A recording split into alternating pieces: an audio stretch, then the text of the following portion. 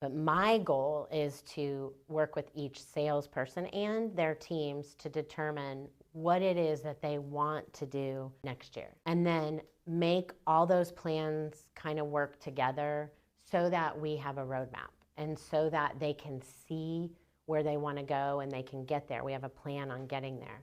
The biggest misconception to me about business planning is that you write it and it can't change. You write it, you put it away, you look at it at the end of next year and you can't change it, which is, to me, is BS. You can change it. You know, if you decide that you put one of an activity on your business plan and it's one you hate doing and you see after the first quarter you never did it, take it off. Replace it with something you're going to do. But I love business planning from that respect, and I truly feel like, how can I, as the head of sales, do business planning predicated on what all these people want without knowing? You know what I'm saying? Like, I can pick a number.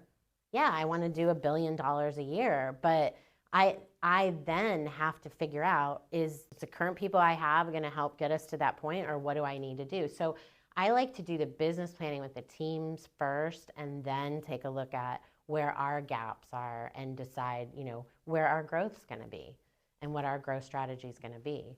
But I just take a different approach. I know some of the people on my first business planning call last week were rolling their eyes, because to me it's mindset. It's 1000% mindset. And I spend a lot of time at the beginning talking about that. Like, let's pick a word, like a word for the year, a word that describes you know, how you're feeling, what your motivation is, just describes you in one word. And we spent some time on that, and then we spent some time on a letter to our future self. You know, at the end of December 31st, 2026, you open this letter. What do you want to say?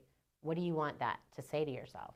So some people think it's kind of foo-foo and hokey, but like for me, mindset is, that's it. Ascend. Yeah. And I have it written everywhere.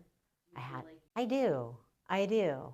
Oh God, you know, I mean, as a company, we grew 220% in sales. As a leader, the past 3-4 years have been tough, you know, but I feel like I'm finally back on the horse, and I finally feel like I know I'm doing the right things. You know what I mean? I know that, can I grow 1000%? But I'm not nervous that I'm going to get knocked down or someone is, because during that period of time of the mass opportunities everybody was experiencing in real estate and mortgage, they didn't care about leadership. They didn't care about your opinion. They didn't care about, you didn't have to do anything. You got business. It just came to you. So a lot of people were criticizing and questioning, and you don't need to do that, and you shouldn't do this, and we shouldn't spend that or this because you don't have to.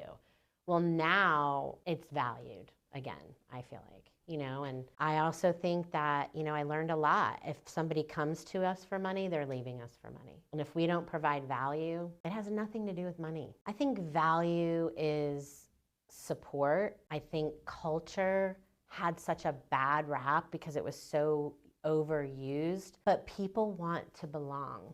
And they really want a sense of being part of something bigger than themselves, is what I'm finding when I'm talking to recruits. I'm talking to recruits, and we're growing with a lot of people who are coming from much larger organizations, and they're lost.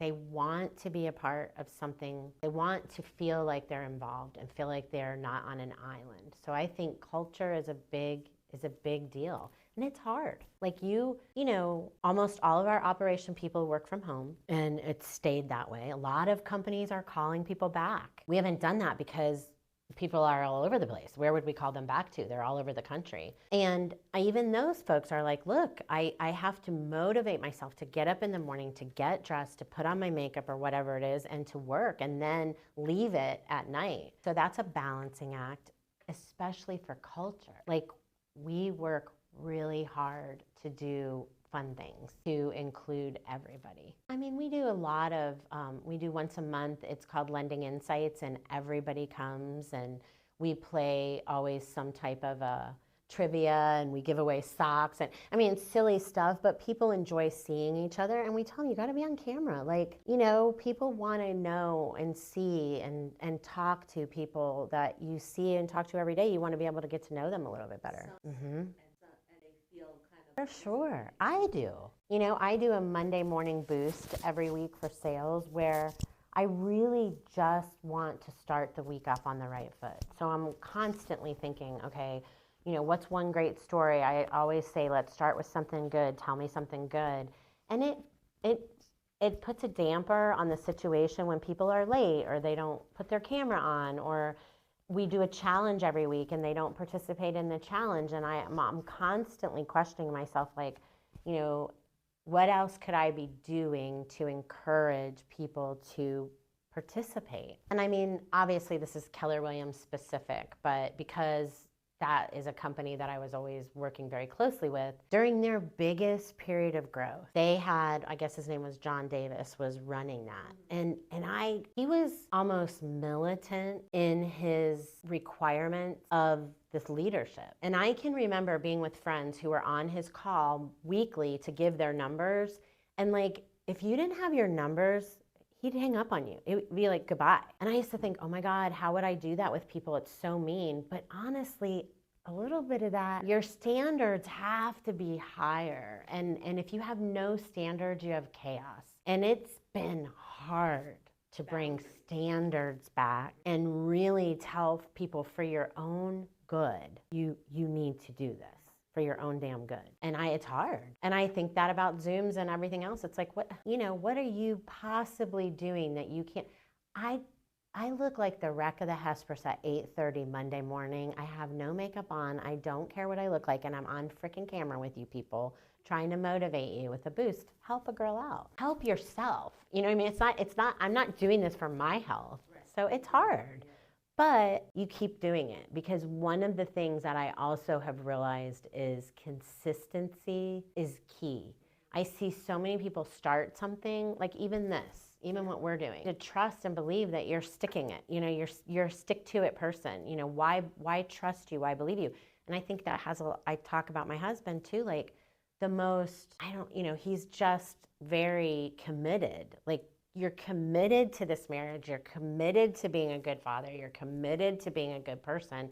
It's every day and it's all day, and you have to keep going. You can't stop, because as soon as you stop having standards and you stop being committed, that's when all the garbage comes in. And I mean, the other thing that is interesting to me is I'm coaching people outside of my day-to-day organization, and then I'm using the same tactics and techniques inside, but yet on the outside, what is that saying? Like, you're not a prophet in your own backyard. Like, it's so interesting how people desperately want to find somebody that they can look up to, that they can listen to, that can help them, but yet they don't always feel it or want to accept that it could be right there. It could be right in front of you. I'm not just talking me. I feel very blessed. I have people, obviously, that I love the people I work with. I love the people I work for every single day.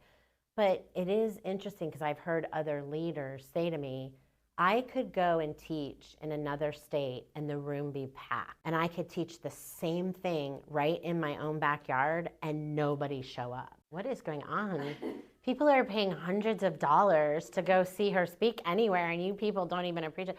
I think I'm just different because I was raised differently. We were raised to always look for be resourceful. Look for what you have around you, and you can always learn from anybody. You can learn from anybody. You can learn mistakes, and you can learn good from anybody.